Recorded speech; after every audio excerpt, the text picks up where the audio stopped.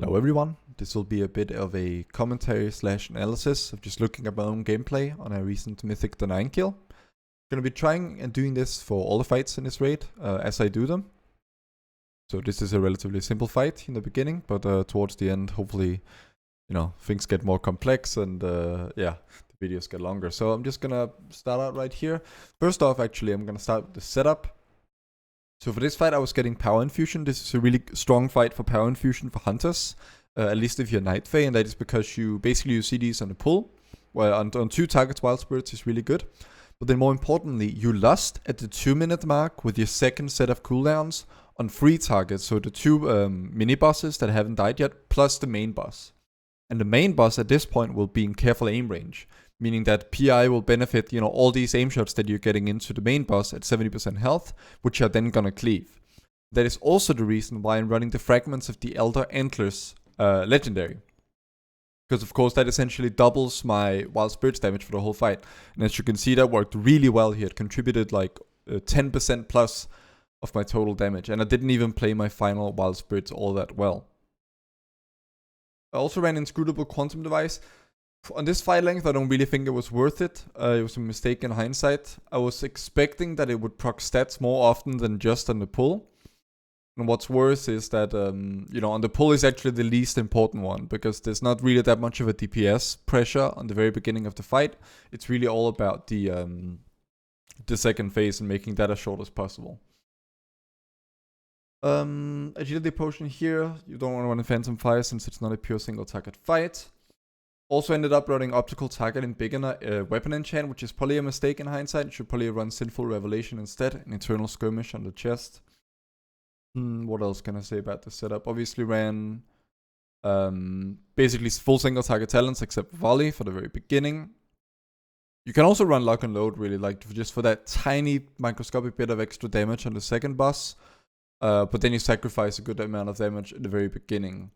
And also like cleave at the end of phase 1. So that's a bit of a personal choice, I would say. Running burst here, sharpshooter's focus, very standard stuff. No reason to run triple potency, definitely no reason to run deadly chain. There's just not enough cleave in this fight to justify such a thing. Also, I want to note that even if you're not getting PI, Fragments of the Elder Antlers is a lot better than Circumstalker's Trickery here.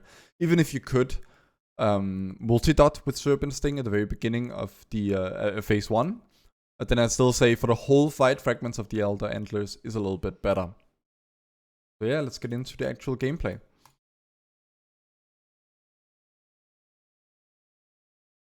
Just gonna skip ahead a little bit. Making sure I get my repair up. Double tapping at 8 seconds here, and then I'll do a sort of a pretty early steady shot precast, because in my experience in my guild, we pretty much always pull the boss early. So I'm just gonna start my steady shot cast here like 2.2 seconds, even though this is actually gonna finish casting before like 0.6 seconds left on the pull timer. But as you'll see, the fight has already been engaged with like 0.1 seconds left on my steady shot. So, the steady, for some guilds at least, the pull timer is more of a guideline rather than a strict timer. But yeah, I'm going to be doing double steady into my Wailing Arrow legendary ability, and then straight into Wild Spirits, and then we're just absolutely pumping here.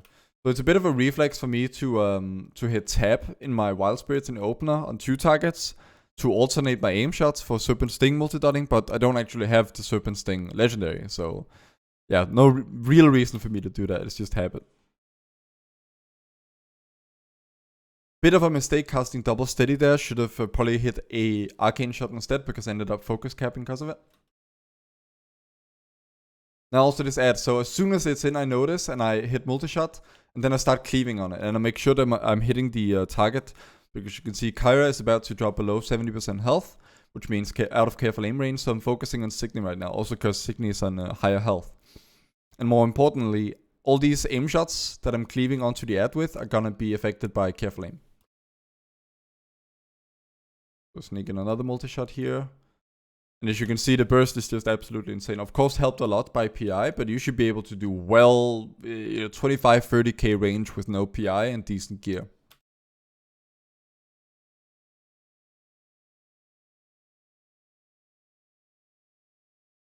Here, arguably, we make a bit of a mistake by casting aim shot here on Kyra here. Although, on the other hand, Cygnus just dropped below 70% health, so I wouldn't have gotten careful aim anyway. Get a small bombs mechanic, just head out. Didn't really do that much damage. Also, this is like a second attempt on the boss, so all the kicks are gonna be pretty late. Here's the exit void mechanic, which is basically just as heroic, you just run out. I tried sometimes greeting some aim shot casts, and you can get away if you're far enough away like I did there.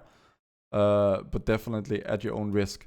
Here, make a small mistake by casting my volley before the double tap. So as you can see here, I'm just gonna go back a second or so. I popped the double tap, the volley before the double tap, and now what's gonna happen is I'm gonna double tap, and I'm gonna rapid fire, which is all fine. But then, because I cast that sort of empty, wasted global inside my double tap, this aim shot is not gonna cleave when it could have, because volley expires right now, and there's still half a second left on my volley cast, aim shot cast. So yeah, that's a mistake of mine. Should have just hit the double tap first, and then done volley, rapid fire, aim shot. Bit of unnecessary movement there. And also focus capping, could have just gotten the aim shot off CD. Now it's the enter void mechanic. This one, you obviously don't have that much free space to try and finish casts in. So for the most part, I just didn't bother. I tried getting this aim shot off, and I just managed, but you can see it's quite risky, and I wouldn't really recommend it. So here I put up trick shots to make sure I can get it up while there's still 3 targets up. And then I hit my legendary arrow ability, which is also gonna cleave. And then just continue regular rotation. I should probably have sniped a kill shot on the small ad as he was dying here. So that's a minor mistake.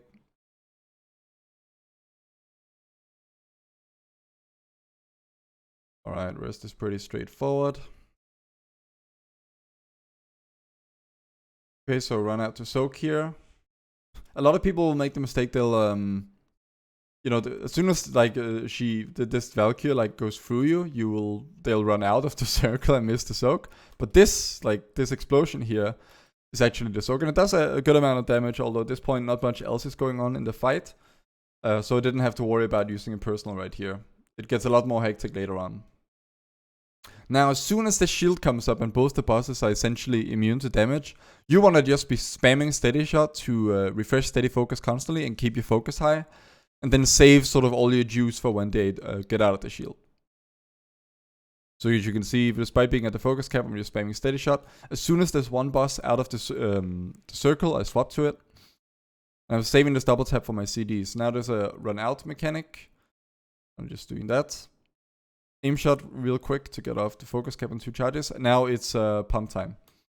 So I used volley, so 40 seconds prior, which means I don't have volley for this burst moment, which means that's why I'm putting up trick shots before entering my CDs.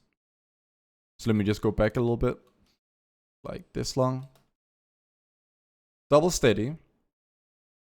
Triple steady here. No, that was double steady, that's fine. So the multi-shot here, and then I drop my CDs, and then I get the PI. And I'm sinking absolutely everything into Skuja, which is the one that's above 70% health. Now there's an enter void mechanic. This is really annoying to have to do during my CDs, but you know, that's it. Double steady here is fine since I'm not at the focus cap. Then I can quickly... and of course one of the bosses is dead already, so there's no point putting up a multi-shot anymore. I'm just trying to sneak as many aim shots in as possible. And as you can see with PI here at this moment, with one boss being above 70% health, I mean damage is just absolutely crazy.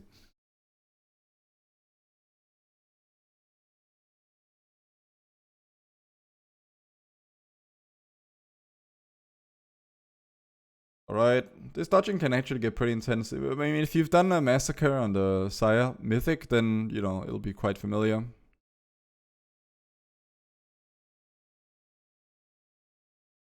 Yeah, like, I've almost die. You can even see it on my face that things get pretty hectic right here. Like, I'm trapped between these two, and then one drops on top of me, and I find this gap right here. That was a bit intense. Okay. So minor mistake here, should have double tapped that rapid fire really. I double tapped the aim shot right after. Then we do a raid soak of this, and I'm just trying to get everything off CD. Notice how I'm not overly prioritizing steady focus for the moment, because there are higher priority things. If you're not gonna cast a steady shot anyway, there's no reason to go out of your way to cast steady focus if there's like high priority abilities available.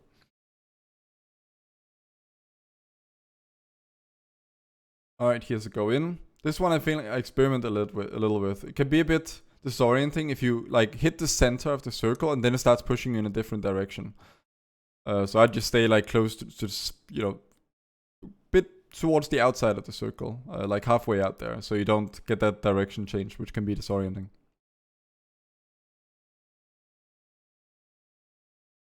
Alright, basically find a soak, do it. So, and here also we both get the bomb mechanic. And this is when I feel the need to pop acceleration and survival of the fittest, because I was really low from that soak. And I take some damage from these bombs as well, and yeah. So just got a bit scared there, so use my defensive. Okay, pop my CDs here. And as you can see, here's my first, so I use my quantum device, but I think it heals someone. We can actually go check the log, I'll show you how after. Let me see. Or maybe we can sort of judge it by the, let's see what happens here. Looks like it may have healed someone, but let's find out. It didn't seem to heal someone, which means it probably gave someone mana, actually. My weak aura did not indicate that. As you can see here, I have this weak aura that's gonna tell me what my quantum device is supposed to do, and I pop it, and it still doesn't give me stats. So, you know, those weak auras are a guideline, you can't always trust them. But yeah, very basic CD window here. I see a soak, go for it. I'm having to share it with this other person who also has small bombs. I'm just scared as crap right now, because I'm gonna take the soak, I'm in low health, I have the bombs on me, I'm just gonna turtle this. I'm gonna stay in turtle throughout the soak. And then I'm gonna continue my CDs right after.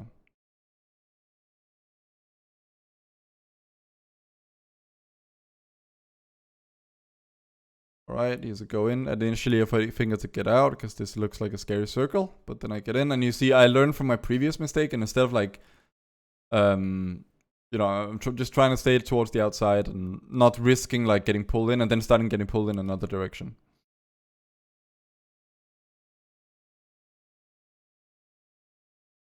Alright, just volley on CD on single target. It doesn't do anything but damage for single target, but it's still worth casting.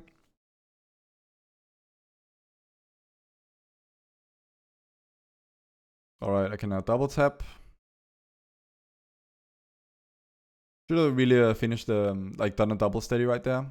End up doing it now, then I hit it, so when I can get out. So right now, because the boss is shielded, I'm just spamming steady shot. As soon as it's out, I hit my wailing arrow. You can see the shield debuff was right there. Feeling a bit low on health right now, so but I don't want to use the defensive right now, so I'm just running close and trying to like sneak some healing in. But then I get the big bomb and I just soul shape the heck out.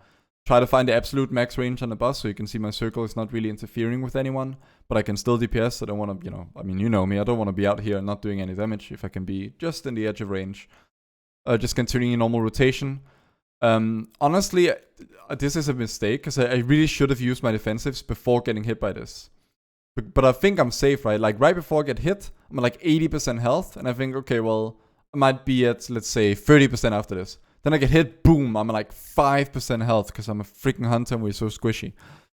And then I just pop my health stone and health pot at the same time here, just because, yeah, that was scary.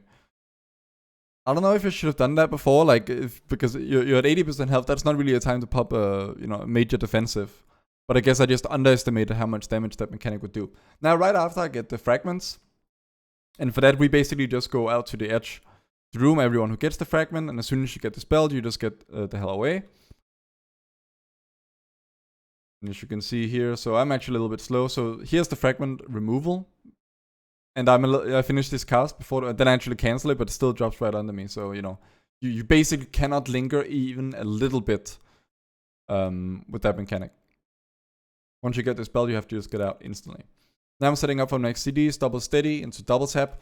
And then a good habit to always do is, instead of dropping your wild spirits right on top of the boss, try and drop wild spirits roughly where you think the boss might go. So a habit I've developed is I'll wild spirits on sort of the outside of this targeting circle here, instead of like in the middle of the boss.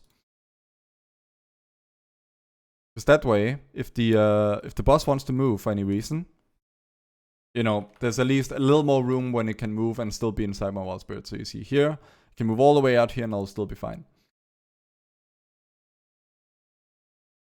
I don't get PI on this one for, I'm not sure why actually, but you know, that's life. Maybe went to the boomkin since this is the 6-minute mark. Bit of a long fight. Most people will kill this in like 7 minutes and a bit. We kill it in over 8 minutes. Low on health, so I'm just seeking towards melee for some extra healing. I can. Alright, small bumps here.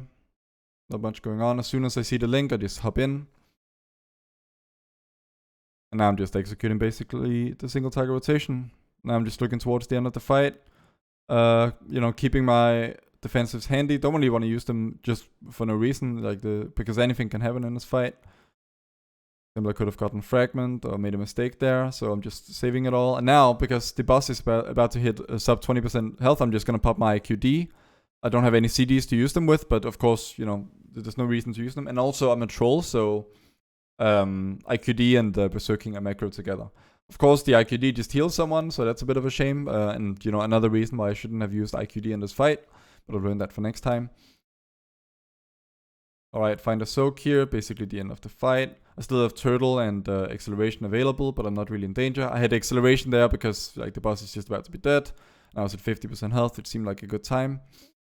Now we're basically just ready to finish off the fight. I run close so that my aim shot will, you know, it has a travel time and I'll make sure that it lands on the boss before it dies. And yeah, that's Mythic the 9. And I get the Deadly Chain conduit, which is very nice. Basically the main reason a hunter would be happy to kill this fight.